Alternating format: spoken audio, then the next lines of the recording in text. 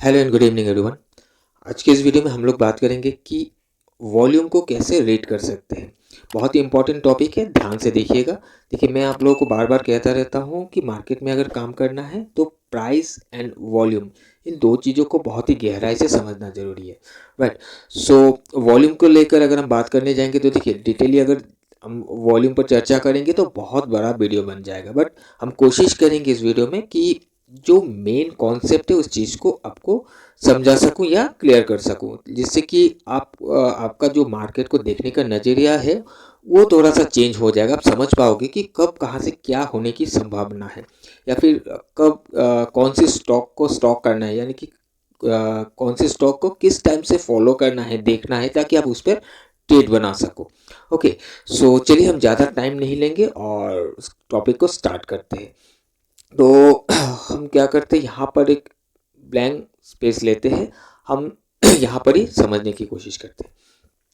Okay. सो एक जो basic definition है वॉल्यूम का, या फिर जो नॉर्मली कहा जाता है कि एक कैंडल जब ये बहुत बड़ा वॉल्यूम के साथ, इंक्रीजिंग वॉल्यूम के साथ फॉर्म होता है, राइट। अगर ये ग्रीन कैंडल है तो वॉल्यूम के साथ अगर कैंडल बनता है, दैट्स मीन स्ट्रॉन्ग कैंडल होता है। सबसे पहला ये एक स्ट्रॉन्ग कैंडल बनता है। अगर ग्रीन कैंडल बनता है तो क्या कहा जाता है कि ग्रीन कैंडल वॉल्यूम के साथ बना है, ये अभी प्राइस ऊपर जाएगा।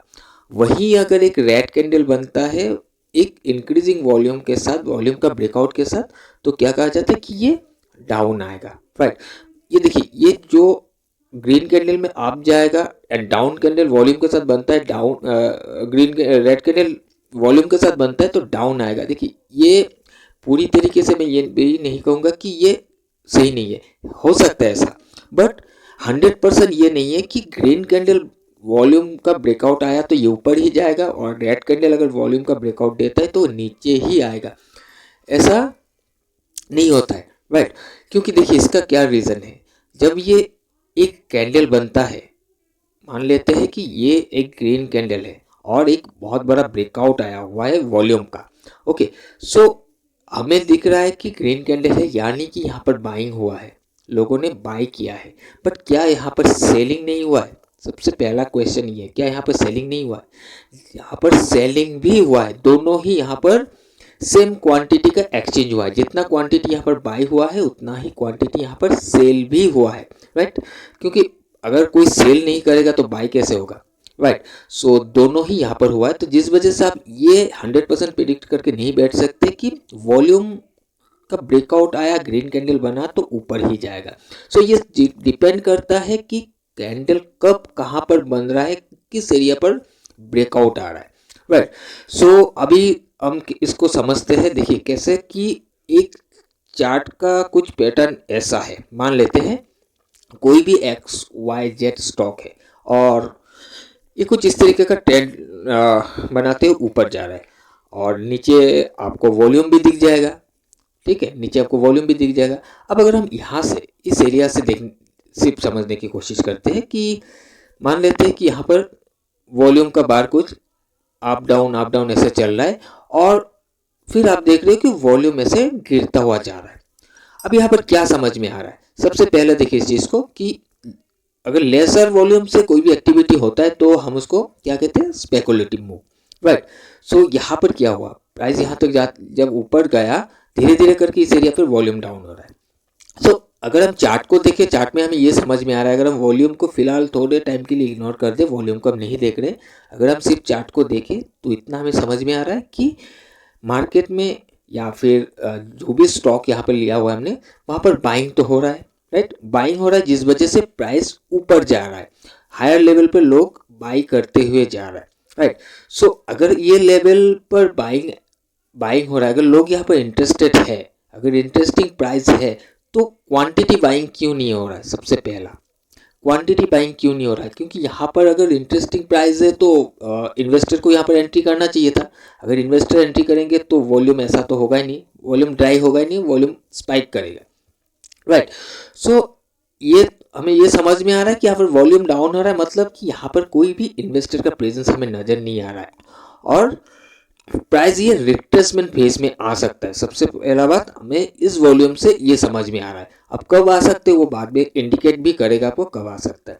अब इस एरिया पर क्या हो सकता है, देखिए अब मान लेते हैं कि ऐसे करके प्राइस चल रहा है और इस टॉप पर जाके कुछ ऐसा एक कैंडल बना जहां पर एक बहुत बड़ा ब्रेकआउट अचानक से आ गया। सब पहले आप देख रहे हो कि वॉल्यूम डाउन है, अचानक से एक वॉल्यूम का ब्रेकआउट बना और एक ग्रीन कैंडल बन गया। हम मान लेते हैं कि ग्रीन कैंडल बना, वैसे कलर मैटर नहीं करता है।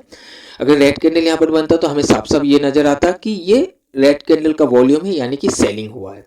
बट अगर एक ग्रीन कैंडल बन जाता है तो क्या इसका मतलब ये है कि यहाँ पर बाइंग होगी, अभी प्राइस ऊपर जाएगा? Definitely not. ये ऐसा कभी भी ये मीन नहीं करता है कि ये ऊपर ही जाएगा, क्योंकि ये जो वॉल्यूम का ब्रेकआउट आया है ये बहुत ही ऊपर लेवल पे आया हुआ है। यहाँ पर बाइंग, अगर इतना ज़्यादा बाइंग हुआ है तो इस लेवल पर क्यों हुआ है? जब प्राइस यहाँ से उठकर यहाँ पर गया था, ये वॉल्यूम, इतना बड़ा वॉल्यूम जनरेट कौन कर सकता है? एक इन्वेस्टर ही कर सकता है, राइट? बराबर, इन्वेस्टर ही ये वॉल्यूम जनरेट कर सकता है। सो उनका ट्रेडिंग का जो भी वॉल्यूम है इस एरिया पर आना चाहिए था। इन्वेस्टर का वॉल्यूम इस एरिया पर आना चाहिए था। एक ऊपर लेवल पर जाकर इन्वेस्टर का एंट्री का वॉल्यूम आना नहीं चाहिए। ये जो आप ग्रीन देख रहे हो, यहाँ पर हमें जो ग्रीन कैंडल दिखा गया एक्चुअल में वो ग्रीन नहीं है तो कलर में ग्रीन, बट ये बाइंग नहीं है, वहाँ पर एक्चुअल में सेलिंग हुआ है, राइट? सो हायर लेवल पर जब भी आपको वॉल्यूम के साथ ब्रेकआउट दिखे तो आप वहाँ पर अलर्ट हो जाना। बाइंग के लिए तो कभी भी मत सोचना कि हमें बाई करना है, आप अलर्ट हो जाना कि अब ये रिट्रेसमेंट में आ सकता है। अब रिट्रेसमेंट कैसे आएगा? हो सकता है सबसे पहला सिम्टम ये होगा कि ये जो भी ग्रीन कैंडल होगा इसका हाई प्रोटेक्ट हो जाएगा, ये हाई ब्रेक नहीं होगा, उसके बाद लोअर लो बनाना स्टार्ट कर देगा, राइट? तो आपको समझ जाना है कि ये अभी रिट्रेसमेंट में आएगा। दूसरा ये भी हो सकता है कि ये एक बार वॉल्यूम का ब्रेकआउट आने के बाद हाई बना, फिर से एक बार कोशिश कर सकता है, लेकिन कोशिश के दौरान ये जो स्पाइक वाला वॉल्यूम आया है इससे ऊपर वॉल्यूम आना नहीं चाहिए, राइट? इसका ऊपर वॉल्यूम आना नहीं चाहिए। अगर इसका इस वॉल्यूम के नीचे ही वॉल्यूम रहता है, मतलब कि ये थोड़ा बहुत कोशिश किया लेकिन ये फेल हो जाएगा, वो कहीं ना कहीं से घूम जाएगा। और वैसे भी आपको मालूम है कि प्राइस कुछ ऐसे ही चलता है, ये ऊपर चल रहा था, रिट्रेसमेंट करने आएगा ही, ऊपर ऊपर चला जाएगा, ऐसा हो ही नहीं सकता, राइट? इसको रिट्रेसमेंट में आना ही पड़ेगा, कहीं से भी आए। और रिट्रेसमेंट कहाँ तक करेगा वो अलग बात है, बट करना पड़ेगा उसको। सो आपको क्या दिखेगा कि वॉल्यूम का ब्रेकआउट वाला कैंडल का हाई ब्रेकआउट नहीं होगा, लोअर लो बनाना स्टार्ट कर देगा। और अगर हाई ब्रेकआउट कर भी देता है तो इसका ब्रेकआउट नहीं आना चाहिए। अगर इसका ब्रेकआउट आ जाता है तो कहीं ना कहीं ये जो हम ये सोच रहे थे कि यहाँ पर इन्वेस्टर निकलने की कोशिश कर रहा है, हो सकता है इन्वेस्टर फिर यहाँ पर नया इन्वेस्टर का एंट्री हो जाए, ऐसा भी हो सकता है। क्योंकि वॉल्यूम का जनरेशन जब होगा, जब वॉल्यूम का ब्रेकआउट आएगा, बहुत बड़ा वॉल्यूम आपको मार्केट में दिखेगा, वो हम जैसे रिटेल ट्रेडर नहीं ला सकते, वो इन्वेस्टर ही ला सकता है, राइट? सो आपको हमेशा कोशिश ये करना है कि जब भी आप ट्रेंडिंग में, चाहे अप ट्रेंडिंग हो चाहे डाउन ट्रेंडिंग हो, आप जब मेन लेग में देखोगे, मेन लेग जब बहुत ऊपर चला गया है, आपको वेट करना है हमेशा रिट्रेस करने का। ओके, सो अभी आपको इस चीज़ को डाउन ट्रेंड के मार्केट में भी सेम ही आप एनालाइज कर सकते हो। और उसी हिसाब से जब डाउन ट्रेंडिंग को देखोगे तो आपको ये देखेगा कि वॉल्यूम वाला कैंडल का लो प्रोटेक्ट हो जाएगा। ओके, सो अभी देखिए यहाँ पर और एक चीज़ हो सकता है कि सिम्टम बहुत सारा होता है। अब मान लेते हैं ऐसे ऐसे करके ऐसे जा रहा है और यहाँ पर वॉल्यूम कुछ ऐसे करके गिर रहा है, आपको फिर दिखेगा कि यहाँ पर धीरे धीरे करके जो आपने देखा कि कैंडल्स हायर हाई बनाते ऊपर जा रहा है, अचानक आपको दिखेगा कि हाई टूटना बंद हो गया है, धीरे धीरे करके छोटा छोटा कैंडल बन रहा है और वॉल्यूम थोड़ा बढ़ रहा है, कम रहा है, बढ़ रहा है, कम रहा है, कुछ ऐसे दिखेगा। मतलब कि ये कंसोलिडेशन जोन में चला जाएगा, जिसको आप डिस्ट्रीब्यूशन जोन भी कह सकते हो, राइट? तो उसके बाद ये होने का क्या रीज़न है? इसका रीज़न ये है कि यहाँ पर देखिए, इन्वेस्टर जब निकलेंगे यहाँ से, जो भी इन्वेस्टर एंट्री करके गया है वो जब निकलेंगे, मीन्स उनको सेल करना पड़ेगा। अगर वो सेल करेंगे तो मार्केट में बायर्स होना चाहिए। अभी ये छोटे छोटे कैंडल्स बन रहा है, इतना बायर्स अगर मार्केट में रहेंगे वो क्या सेल करके माल को छोड़ कर निकल नहीं सकेंगे? क्योंकि वो तो एक या दो क्वांटिटी मार्केट में नहीं छोड़ेंगे। सो उतना बायर्स अवेलेबल होना पड़ेगा। सो जिस वजह से थोड़ा बहुत यहाँ पर आपको दिखेगा एक जोन पर ट्रेड करने के लिए धीरे धीरे आपको वॉल्यूम भी आता हुआ दिखेगा, फिर अचानक से आपको मार्केट का ट्रेंड चेंज होता हुआ दिखेगा, लोअर लो फॉर्मेशन होता हुआ दिखेगा, तब मार्केट आ जाएगा रिट्रेसमेंट लेग में, राइट। सो आई होप कि आपको ये चीज़ यहाँ पर क्लियर हो गया होगा। अब करना कब है, देखिए आपको मान लेते हैं ऐसे ट्रेंड है, आपको वेट करना है रिट्रेसमेंट का, प्राइस रिट्रेस करके आएगा, कहीं से भी आए, कहाँ तक हाई बना हमें नहीं मालूम। हमने देखा कि प्रीवियस हाई को ब्रेक करके बहुत ज़्यादा ऊपर चला गया, तो हम वेट करेंगे मार्केट को नीचे आने के लिए, वेट करेंगे नीचे आने के लिए। अगर इस रिट्रेसमेंट के दौरान भी अगर आप आइडेंटिफाई करके ट्रेड कर सकते हो तो ठीक है, आप कर सकते हो, बट एक अपट्रेंडिंग मार्केट में हम हमेशा बाइंग ट्रेड का ही ढूंढने की कोशिश करते हैं, राइट। सो मार्केट नीचे आएगा रिट्रेस करके, कहीं ना कहीं आकर आपको दिखेगा कि एक वॉल्यूम का ब्रेकआउट आ गया है, या फिर ऐसा भी दिख सकता है कि टॉप लूजर बन गया है, ऐसा भी हो सकता है, राइट। और दूसरी बात आपको ये भी दिखेगा कि ये जो प्रीवियस लो बना हुआ है इसको भी डिफेंड कर रहा है, प्रोटेक्ट कर रहा है, राइट। इसके ऊपर ही एक नया हायर लो बना रहा है, एक वॉल्यूम का ब्रेकआउट आया और इस लो को प्रोटेक्ट करते हुए हायर हाई फॉर्मेशन स्टार्ट कर दिया। यानी कि आप ये कह सकते हो कि अभी एक नया फ्रेश हायर लो यहाँ पर फॉर्मेशन हो गया है। अब प्राइस कहाँ पर जाएगा, अगर ये लो डिफाइंड हो गया, अब प्राइस जाएगा इस हाई को टच करने के लिए। अब ये ब्रेकआउट करके कितना ऊपर जाएगा नहीं जाएगा वो अलग बात है, बट हमारे लिए ये एक रेजिस्टेंस एरिया है, हमारे लिए टारगेट ये रहेगा कि प्राइस यहाँ तक जाएगा, हम यहाँ तक ही ट्रेड करेंगे। अगर इंटरडे में भी ट्रेड करेंगे यहाँ तक, यहाँ जाने के लिए अगर मान लेते हैं कि 5 से 7 दिन लग जाता है, और उस दौरान अगर हमें 2 ही ट्रेड मिल जाता है तो बहुत है, राइट। और जब ये टच कर देगा, इस एरिया को ब्रेक कर देगा, हम छोड़ देंगे, इसको छोड़ देना ही बेहतर है। फिर इसको जितना ऊपर जाना है जाने दीजिए, फिर जब रिट्रेस करके आएगा फिर आपको वैसा ही सिम्टम दिखाएगा, फिर आप ट्रेड करो। सेम चीज़ों को आप सेल साइड में भी, यानी कि जब ट्रेंड डाउन होता है, डाउन में भी सेम उसी को ही आप यूज़ कर सकते हो। प्राइस ऊपर जाएगा, रिट्रेस करेगा, इस हाई को प्रोटेक्ट करते हुए एक वॉल्यूम का ब्रेकआउट वाला कैंडल बनाएगा एंड हाई को प्रोटेक्ट करते हुए प्राइस नीचे गिरता हुआ आपको दिखेगा, राइट। और फिर हम डाउन साइड का ट्रेड का प्लान करेंगे, ये हमारा टारगेट होगा, राइट। सो आई होप कि आपको ये सारा चीज़ क्लियर हो रहा होगा। और देखिए इसी चीज़ को, जैसे कि मैंने आपको वॉल्यूम का बताया है, आप इसको एनालाइज करने के लिए, यानी कि डेली टाइम फ्रेम का चार्ट लगाकर एनालाइज करने के लिए भी यूज़ कर सकते हो, या फिर इंट्राडे में अगर आप ट्रेड करना चाहते हो उस दौरान भी आप इसको यूज़ कर सकते हो। जैसे कि मैं आपको एक एग्जांपल दिखाता हूँ, मान लेते हैं कि ये एक इम्पॉर्टेंट लेवल है, ठीक है, कोई भी सिग्निफिकेंट एक लेवल है जो कि सपोर्ट है, प्राइस मार्केट ऊपर है, प्राइस ऊपर चल रहा है, तो ये आपके लिए सपोर्ट है। प्राइस अगर आपको मान लेते कि जो भी स्टॉक है आप बाई करना चाह रहे हो, आपका हाइपोथेसिस बाई है इस स्टॉक को लेकर, तो प्राइस धीरे धीरे करके नीचे आएगा। अगर इस लेवल को जैसे ही टकराता है, टकराते ही आपको एक वॉल्यूम का ब्रेकआउट दिख जाता है, राइट। एक वॉल्यूम का ब्रेकआउट दिख जाता है और ये ऊपर से गिरते हुए आ रहा है, एक रेड कैंडल ही बन जाता है, मान लेते एक रेड कैंडल बन जाता है बहुत बड़ा वॉल्यूम के साथ। उसके बाद यहाँ पर हायर हाई का फॉर्मेशन स्टार्ट कर देता है।